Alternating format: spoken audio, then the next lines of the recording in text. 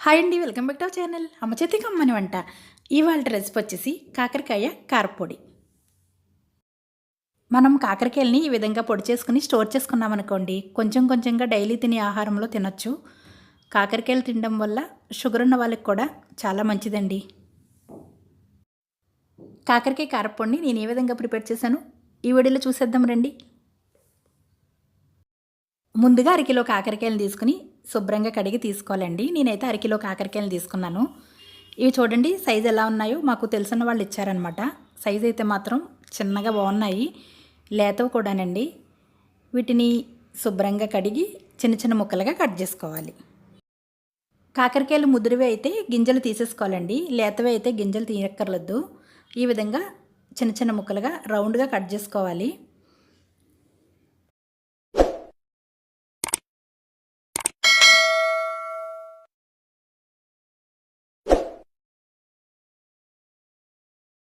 Cut చేసుకున్న కాకరకాయ ముక్కల్లోకి 1/2 table spoon పసుపు, 1/2 టేబుల్ స్పూన్ సాల్ట్ను వేసి బాగా కలిపేసి మూత పెట్టేసి ఒక 10 నిమిషాల పాటు పక్కన అలా ఉంచేసేయండి. కాకరకాయ ముక్కల్లో పసుపు ఉప్పు వేయడం వల్ల చేదు అనేది మనకి తగ్గుతుందండి. వాటర్ కూడా బయటికి సెపరేట్ అయిపోతుంది. 10 నిమిషాల తర్వాత కాకరకాయ ముక్కల్ని శుభ్రంగా ఒకసారి కలిపి చేతితో పిండేయండి. ఆ వాటర్ అనేది బయటికి సెపరేట్ అయిపోతుంది. ఆ వాటర్ బయటికి అలా సెపరేట్ అయిపోయింది అనుకోండి, మనకి తొందరగా వేగుతాయి, చేదు అనేది కూడా తగ్గుతుంది. కాకరకాయ ముక్కల్ని ఈ విధంగా పిండకుండా వేయించేస్తే మనకి క్రిస్పీగా రావండి. కాకరకాయ ముక్కలు మెత్తగా వచ్చేస్తాయి. ఈ విధంగా పిండడం వల్ల వేయించేటప్పుడు మనకి క్రిస్పీగా వస్తాయి. కాకరకాయ ముక్కల్ని పక్కన పెట్టేసేయండి. ఇప్పుడు స్టవ్ ఆన్ చేసి ఒక ప్యాన్లో ఆయిల్ వేయకుండా 2 టేబుల్ స్పూన్స్ పచ్చిశనగపప్పు, 2 టేబుల్ స్పూన్స్ పల్లీలు, 2 టేబుల్ స్పూన్స్ ధనియాలను వేసి ఫ్లేమ్ని లో ఫ్లేమ్లో ఉంచి వేయించండి. ఇవి సగం వేగిన తర్వాత 10 ఎండుమిరపకాయలు, ఫుల్ టేబుల్ స్పూన్ జీలకర్ర, కాస్త కరివేపాకును కూడా వేసి వేయించండి. మీకు ఇంకా కావాలంటే నువ్వులను కూడా వేసుకోవచ్చండి, పుట్నాల పప్పును కూడా వేసుకోవచ్చు. కమ్మగా టేస్ట్ అయితే బాగుంటుంది. పోపు దినుసులను బాగా వేయించిన తర్వాత ఇంకా దీనిలో చిన్న సైజులో ఉండే నిమ్మకాయ సైజు అంతా చింతపండుని వేసి స్టవ్ ఆపేసేయండి. ఈ పోపు దినుసుల్ని చల్లారిన తర్వాత మిక్సీ జార్లో వేసుకోండి. ఇప్పుడు అదే ప్యాన్లో 5 టేబుల్ స్పూన్స్ ఆయిల్ వేసి మనం ముందుగా కట్ చేసిన కాకరకాయ ముక్కల్ని వేసి ఫ్లేమ్ని మీడియం ఫ్లేమ్లో ఉంచి వేయించండి.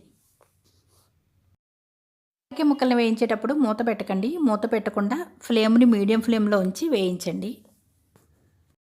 ఫ్లేమ్ని లో ఫ్లేమ్లో ఉంచి మూత పెట్టేశారనుకోండి, కాకరకాయ ముక్కల్లో నుంచి వాటర్ రిలీజ్ అయిపోయి అవి మెత్తగా వచ్చేస్తాయి.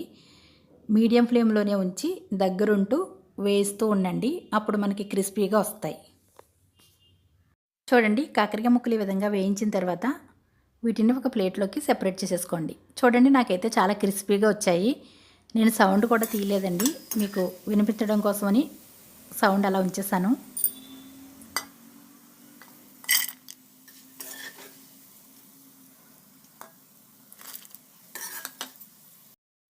ఈ మిగిలిన ఆయిల్ ఏం వేస్ట్ అవ్వదండి, మనం వేరే కూరల్లో వేసేసుకోవచ్చు, చేదేం ఉండదు.